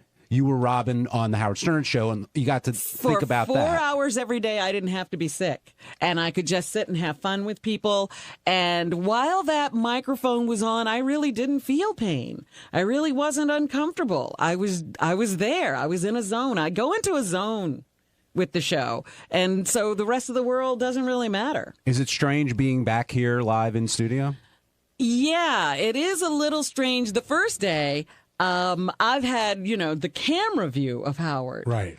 The whole time I was at home. And so the first day when the console was way up high and all I could see was the top of his head, I was like, oh, that's weird. I can't see him. But wasn't it also weird for you to come into? I mean, you came into a different office. Well, the physical surroundings have changed radically, and it's really beautiful. And there's a bit of a different attitude. It's much more professional. I just noticed today that Paul McCartney's name was on the door of his green room. You don't even know the half of it. And do you know that we give out gift bags to the guests? Well, Howard, you said something about a gift bag to me yesterday or the day before, and I was like, oh, we've even got a gift bag, and there's little snacks. Did you see the bidet in the bathroom? No, there's no bidet in the No, but did you notice that even our, this is my favorite. The bathroom has no tickle chair. That's right. Our bathroom here that the guests would go in was a storage facility. So at one point, there was a tickle chair was in there, the Robo-Spank was in there, there would be a giant closet, and sometimes it would be open with props of like dildos and everything. Right, yeah. That's there were gone. days, because I used to go in there to do my makeup, and I'd back up and fall into the tickle chair trying to get my makeup on. Those days are gone. I thought you just wanted to be tickled. Getting back to McCartney for a second, Gary and I were saying in the beginning, it's the guest that you see. Howard becomes this fan with Paul, and he does a great interview, but it's like one of the only times you'll see Howard act that way. Is there anybody else who he acts that way with, as far as you can, with Rickles a little bit? Maybe I'm trying to think of other people that he does that with. Yeah, because I'd have to think about that for a little while. But there are you definitely get those times. Well, the first time it happened, and I always think this is funny. Like our very first guest, Soupy Sales, and I had been working with Howard only, I don't know, less than a year at that point. And, I thought he was amazing right from the very beginning. And then, all I knew of Soupy Sales was the dopey, stupid roles he'd do in movies and the guest shots on TV talk shows. And so I didn't really think that much of Soupy. And Howard's like, oh my God, Soupy Sales is coming in. And I'm like, what? You're excited about Soupy Sales? He's like, Robin, you have no idea. And he did. He did this gushingly fan-based interview. And Soupy loved it, of course. Little did you know how that relationship would play out over time. Yeah, we had course. no idea in the future we'd be at odds with Soupy and actually at war. But that first interview, and I was like, wow, that's your idol, huh? Were you upset that Howard didn't realize that your book was dedicated to him? Well, it was such an aside, yesterday when I was with Beth. And I had sent the book to him, and then I didn't hear anything. And I thought, well, maybe he just doesn't think that much of the book being dedicated to him. And then she said, Robin, do you realize he didn't know that the book was dedicated to him until I pointed it out to him on Sunday? And I'm like, are you kidding me? And she's like, no, he skipped right over that part, went to the meat of the book, and never even saw it. Eric in Jersey, welcome to the Wrap-Up Show. Thanks, John. I just wanted to check in with Robin, let her know that I'm a devoted listener. I hated the secrecy surrounding, why you weren't in the studio. But after the explanation last week or the week before, I wanted to thank you because I felt like as a listener, I had a role in your recovery. Yes, and I felt like I was part of, I did my part by shutting my mouth, listening to the show, and just hoping that everything turned out okay. So yeah, people don't realize how much of a therapy it was for me to be able to get up and just have the show to do every day, and not to have it focus on me and how I'm doing all the time. Did you ever get out of the zone and something like jarred you that we were talking about that emotionally was very, very tough to handle? I remember when Roseanne's Tom Arnold came in, and at that time I had an ileostomy. Mm-hmm. And Tom Arnold came in, and he started talking about how he blew out his butt with oxycodone and had to have a temporary ileostomy. I was like, that motherfucker. I wasn't having fun. I wasn't doing oxycodone, and I'm in the same shape. It was interesting because I talked to Robin about this off the air, and I realized I have never talked to her about it on the air. So when the guests would come in, I would have to say to the guests, and by the way, Robin's not in studio. She's doing the show from home via ISDN line, so just don't reference that she's not here. The audience knows she's not here, but don't say, where's Robin? Because it slows the show down. And it was such a social study. Some people would be like really cool, and some people would get like this almost like funeralistic look and tone. I remember Bradley Cooper getting very serious and going, "I know, how is Robin?" You know, like. But people would take on this tone, but everyone would look at me like, "I know." They would grab my hand. I'm like, "I'm not the sick one."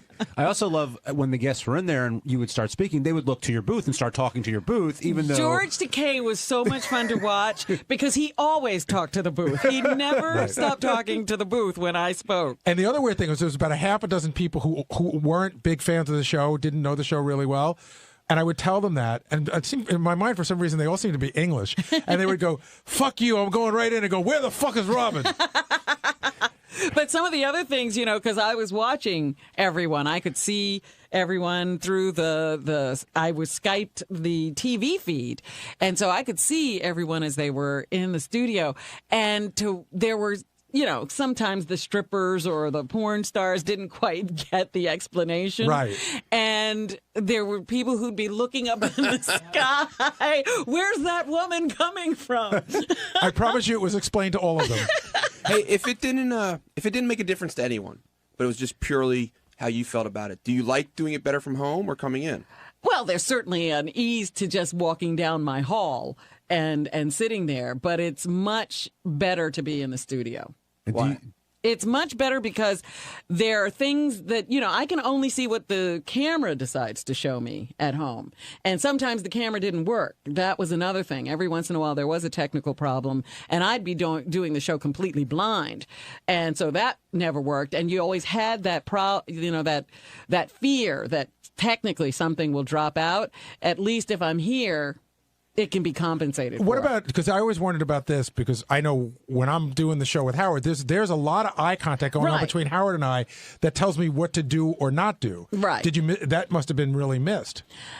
I adapted. There was one day that I totally lost the video feed, and we had guests in, and it was a band. I can't remember what band it was, and it was very hard at that point because there were so many elements. Right.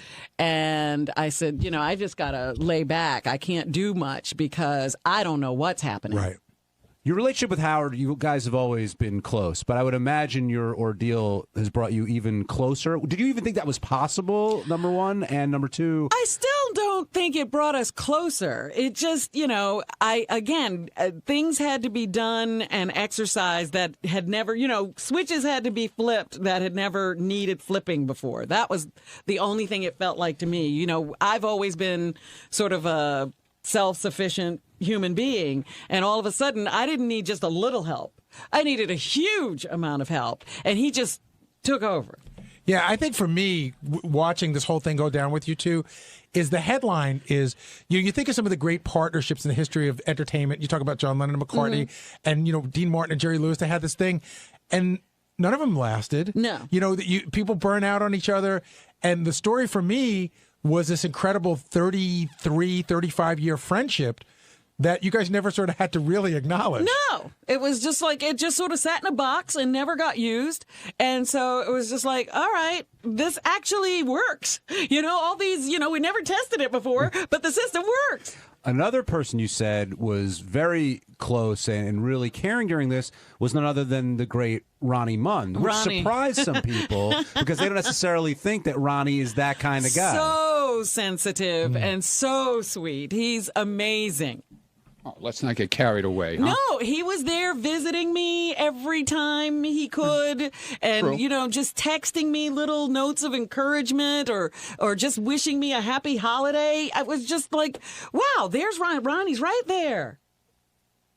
No one knows that side of you.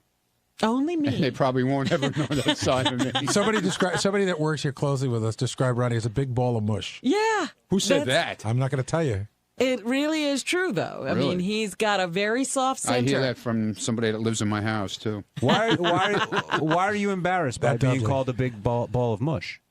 Hey, come on, man. That's a little gay, don't you think? What's gay about it? I don't know. Big ball of mush. I call my son's dog a big bowl of mush. Is he gay? He might be. Who knows? He's always smelling my dog's ass. So. But you realize, I mean, Howard, Ronnie, you can attest this better than I can, but the show is a family in a way.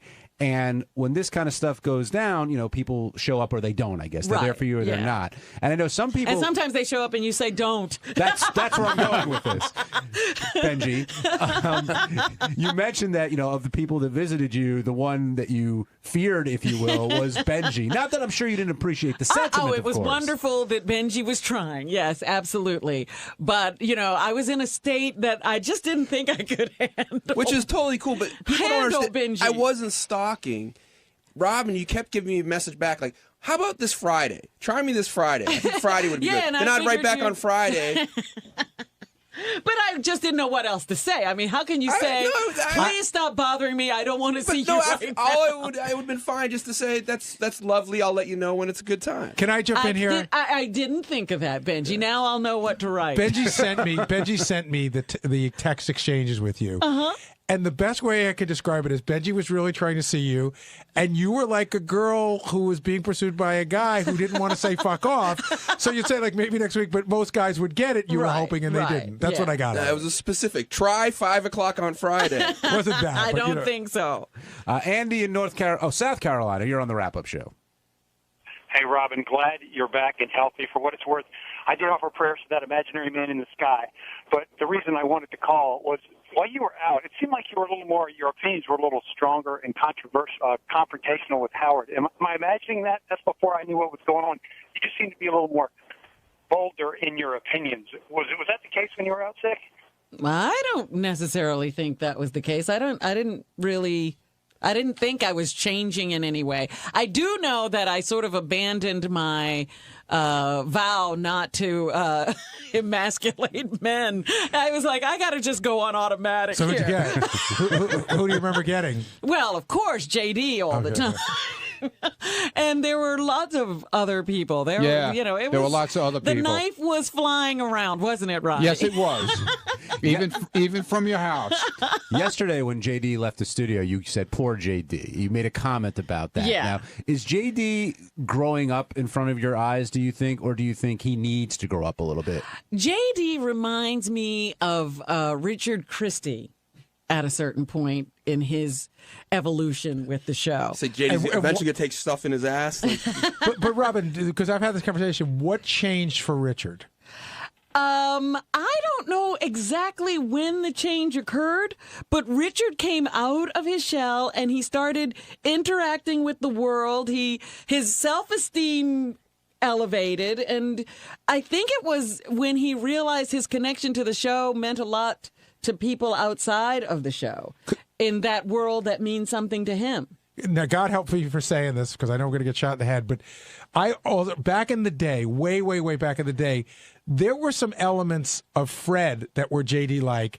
And what I thought changed for him, and I mean this as a high compliment, was when Fred met a woman that he really loved, it changed him. And I think that was some of it for Richard, too. But I think Richard wouldn't have even found that woman unless he could get out of his own way. I mean, he had to come out of that shell. Yes, she was right in the office, but he still had to come out. My point is, I would love to someday find the right woman for JD. Yeah, but I think there's going to be, there has to be a little more work done on JD before that can happen. Right. What type of work? Like, what do you think he needs to do? Again, he has to start feeling better about himself. He has to start thinking well of himself. I mean, he puts himself down before. The reason he can't finish a sentence is because he's critiquing the sentence before he says it. And then he just gives up on it. So he has to get to a point where he thinks he has a valid opinion. He thinks what he says is worth hearing and that he's an okay guy. Right. We have to stop introducing him to strippers and prostitutes. Well, that's another problem because he doesn't know how to talk to women anymore. Is there anybody who's treated you differently since you've been back, or is it just business as usual? Or Sal hugs me a lot. I mean, every time he sees me, he hugs me. Does he give you that voice? The voice Sal puts on, his sympathy? Well, it's not that, he just hugs me. He's got a big grin on his face and he hugs me. So I wonder how many candles he lit. He looks like, that guy's a candlelighter. He looks like a candlelighter, and he probably talked to that Long Island medium. Exactly. I bet you that's what's going on there. Oh, I can guarantee he's done that. For sure. And then some, right? Early in the show, Howard was talking about the Ventura Stern ticket. Yes. And how support has been growing for this. And Well, there was an article. Did he say it was in Forbes magazine? Forbes, yes. Oh, okay. I got to take a look at that, see what was actually written. So it's getting a little traction here, and Howard's like, how am I going to have time to be the vice president of the United States? Oh, it took us so much. goodness. How much time did it take him when he was running for governor? Right. Come on. He's got to do it. He does have to do it, right? And the thing is, I could see Jesse Ventura putting him on the ticket. Like, this is quickly drifting from a bit you into guys, reality. Robin, you're really for it? Oh, absolutely. Wow. I don't say I would vote for them, but he has to run. No, but you're really for Howard doing it as a personal thing for his life, that he would enjoy it. Yes. Huh. Listen, I don't think Howard could take the pay cut. Well, wait a minute. I figure we're going to still be doing everything, and he'll be vice president. That's going to happen. We're just moving the show to Blair House. So radio show, AGT, and vice president. Absolutely. That'd be a very interesting Has that ever been done before? Yeah. Back in the 70s, as Carter Jesse did it. said, you're not supposed to be a career politician. You're supposed to still continue your regular life. I could see Howard was just sitting there and he goes, ugh, this fucking re-election. What did I say? Another 4 years. Whose fucking idea was this? And you're part of the cabinet, I guess. Absolutely. Is there a position that you'd want in particular, or just want to be part of the team? He said you'll be in charge of vegetables, but you could give me the whole food thing, the FDA or the Department of Agriculture. And what would you institute? What's your platform? Well, quite frankly, we would go back to old-fashioned farming. Everybody's going to have to become Amish. I'll tell you what I would not be good at. I would not be a good communications director. I would definitely be one of those people who would immediately start fighting with the press from the podium. You're not going to be the press secretary? Come on. What's your role, Gary? What do you see yourself as? I don't know. The communications director, but I watch those people all the time. I guess you go in every day, you take the same shit from these people. They just bait you, and then they just wait for the one day where you lose it, and then they show that over and over again. Well, you could be chief of staff. I don't know. On Wednesday's wrap-up show, we talked about a plastic surgeon who called in and had some recommendations for some of the staff. And thankfully, we had Sal Governale here to lead us down the path of what makes you beautiful in the morning. And you're not going to believe what he has to say. Enjoy.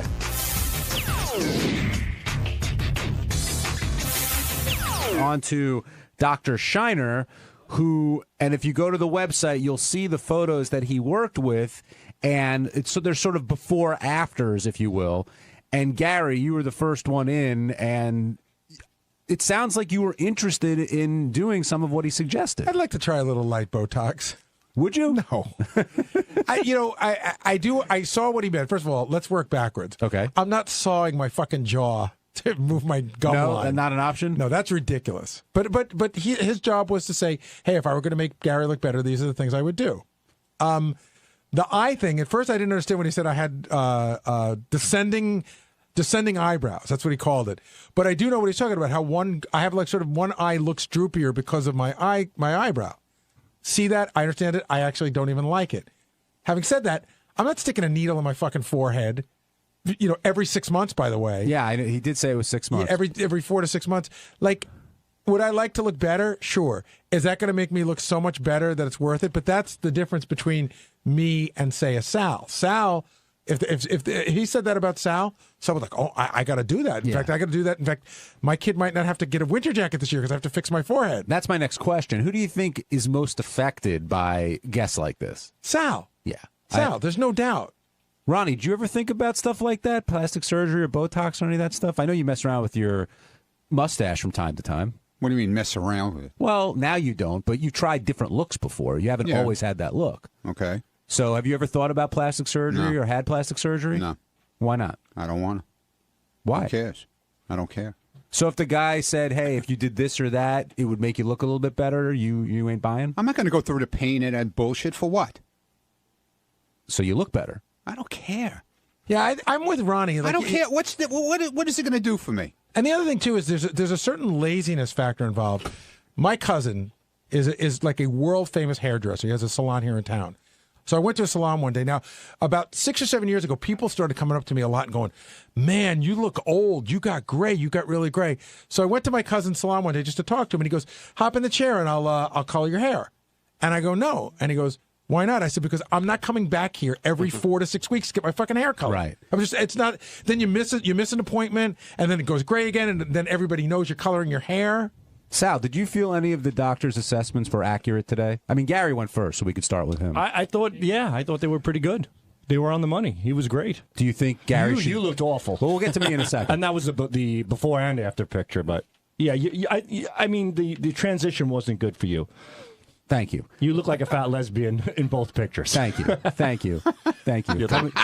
Coming from a Middle Eastern magician like you. Yes, exactly. So that's why I in do all what fairness, I do. a Middle Eastern cruise magician. But if you were assessed and he said, hey, a little Botox would help, would you consider that? Sure.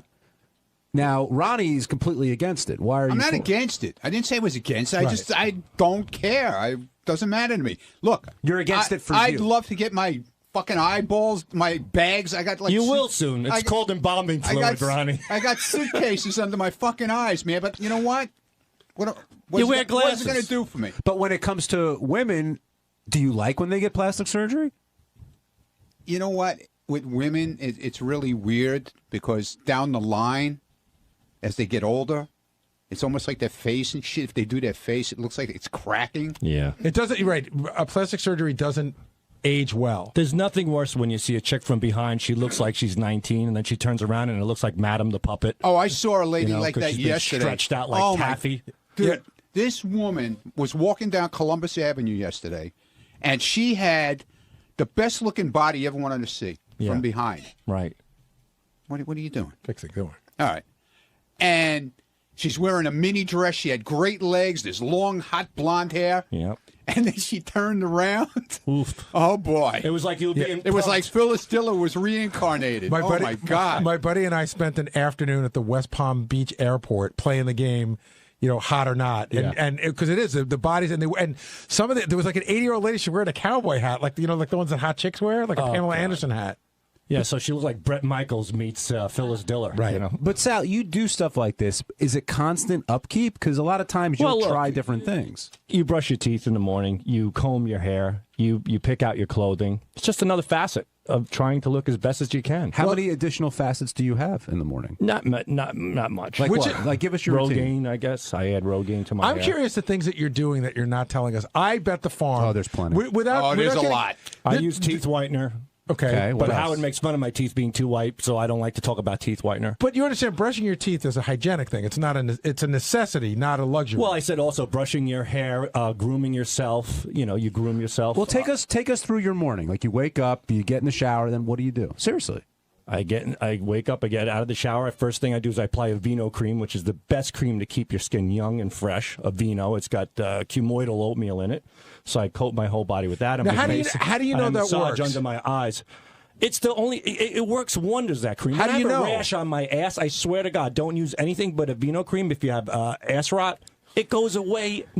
I'm telling you, within almost hours. It's amazing. But that's how you get rid of the cancer in your ass? I don't know, but this stuff is just great. Well, I a testimonial like that proves it. His face, he does have nice skin. I don't know if do you have makeup on He has today? makeup on. No, but I always Well, had hold nice on. skin. Wait, my let's- skin itself is but Gary makes fun of my skin all the time. He says I have pterodactyl paws. He does when he What's gets pterodactyl? when he Oh, gets the nervous. bump? If you look at you see the buffiness on his forehead. Yeah, but I do think he has a nice... It's like a basketball. I think of all of us, he has one of the nicest skin tones. Well, hold on. Let's take a step back. I So disagree. you put your cream on, then what? I put my cream on, and then I apply my Rogaine. I put that on, and then what I do is I take Q-tips and I dry around my eyes so all the lotion is gone, and then I take the oh God, this is crazy. What? I take the tanning spray and I give it a good spritz. And then I take the Q-tip and I kind of rub it in so certain parts of my eyes match up to the rest of my face, so it's all even. At what point in this process do you wash your vagina? Well, you're asking me. I'm telling you. What Keep I do. going. All right, so that's your eyes. What else? And then I blow dry my hair, and then I bend down and I use my my spray, the Tresemme hairspray, and I bend down so my hair goes up because you don't want to miss, you don't want to see the bald spot. So if you bend over, your hair, because of gravity, goes down, and the hairspray hits the follicles. It keeps it up. And that's That's it? Well, under my arms, and then I use a little bit of cream on the cock. Do you and ever balls. take like a Whoa, day whoa, whoa, off, hold like and just like sit home in the curlers, or? I'm sorry, Benji. What kind of cream do you put on your cock and balls? The Aveeno cream every day. Why? It keeps it soft and fresh. And I've been using that for a while. It actually helps eliminate. When I did the cock cheese thing, that was one thing that I didn't do for a week. How long does it take you to get ready in the morning? About 40 minutes. Wow. Now to go back to Benji's question, do you get freaked out if you miss a day of Aveeno cream? Of everything. Like, do you ever take a day off if Like you're not going anywhere? The day I was late, it was killing me. I wish I had sunglasses.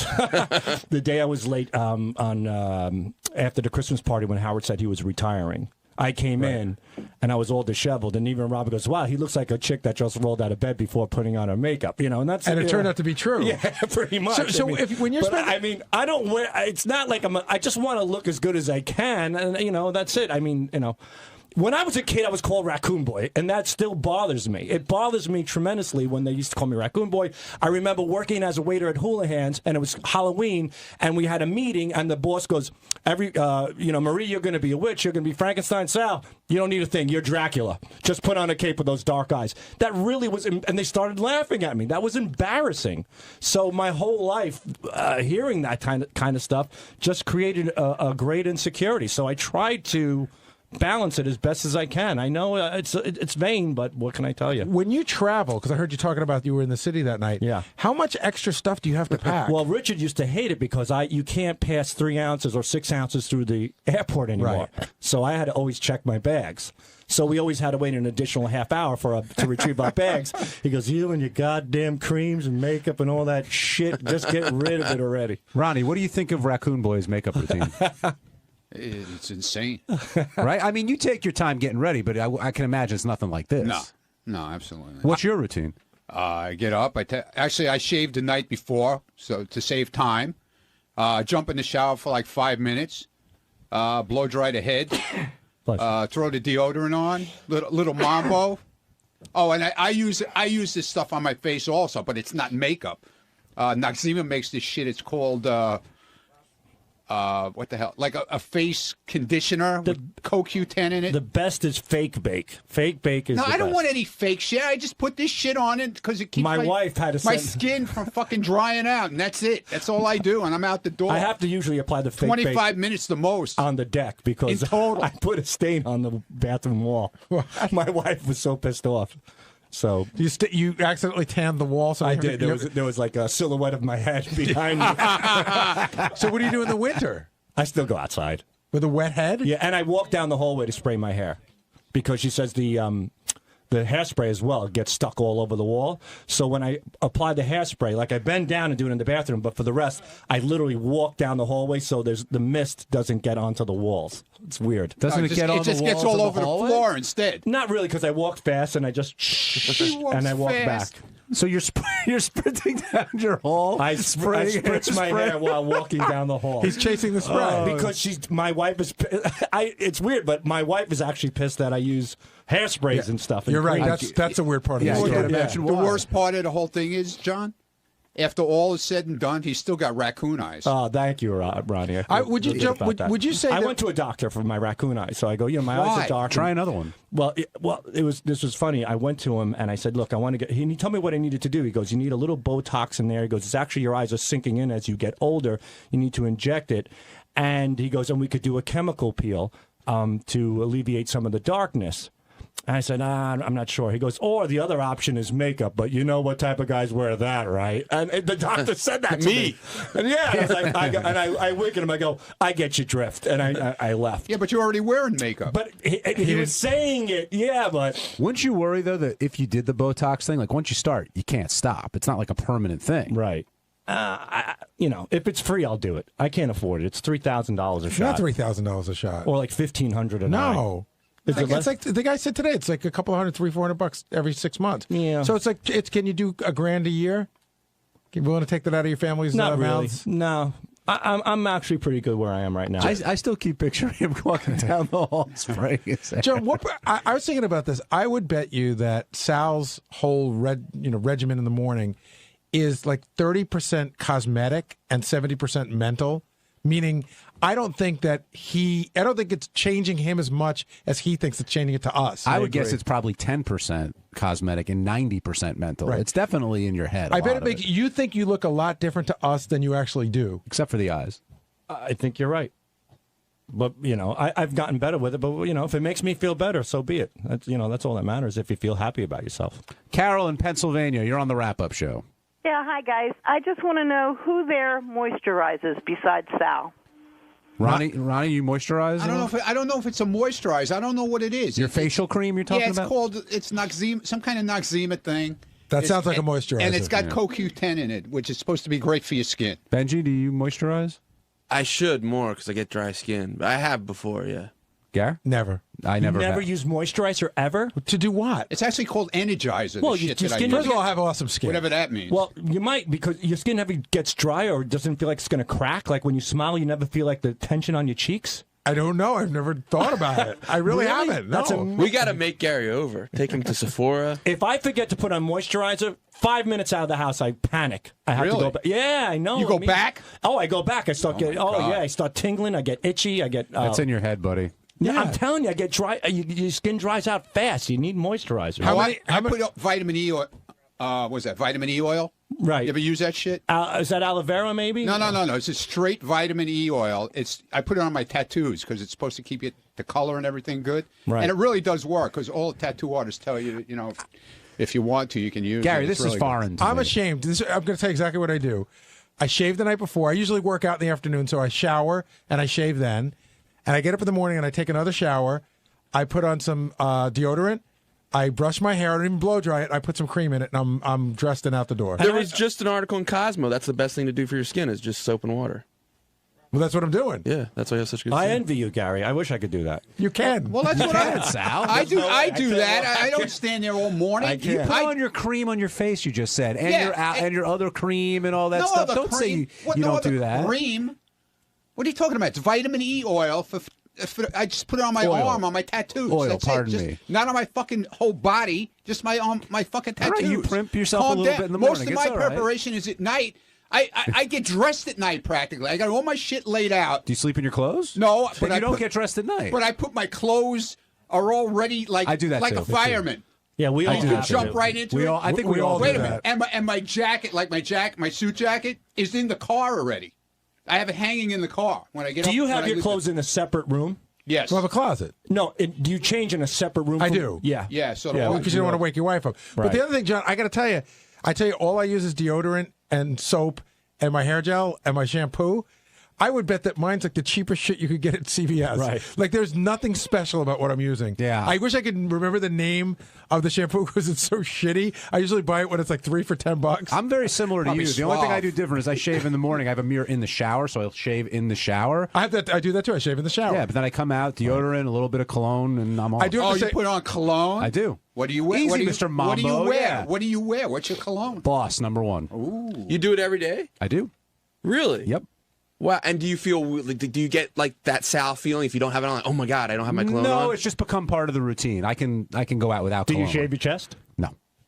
Do you? Of course. Of every course. morning. Why am I asking? You probably shave your legs also. Do you? Oh my God. You do. Yeah, it makes you look younger. You shave your chest every. We can't see Yeah, you. but who are you showing it to? You're not showing anybody at work, and at night you're not showing to anybody either. Like who I you feel shaving good when I for? look in the mirror. That's true. When you look in the mirror, let me tell you something. You're weird, man. I'm telling you. sorry. No, wait, Ronnie. When you have hair around, I shave my balls, but not my chest. you shave your chest because it makes your pecs more defined. It looks better. It looks nicer when cares? you're wearing a shirt out. It's open. It looks good. But Ronnie, what's the difference between that and balls? I don't go around showing my balls. No. But you shave your balls. You shave your chest every morning? Every morning. I shave my neck, my chest, and my cock and balls. I'm blown away that Do he you shave your legs too? No, I don't shave my legs. I'm blown away he gets this all done in 40 minutes. Yeah. It's a whole routine. You don't need, thanks What to about Howard Stern, you don't need shaving cream. He said, look, he goes, one day you took a shower and realized that all you need is water. I went into the shower.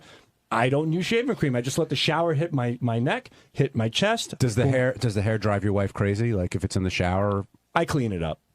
But I'm sure you can't get it all. Right. The worst is when you jack off in the shower and the hair gets mixed in. Then you gotta. Then it's like a jellyfish with an afro.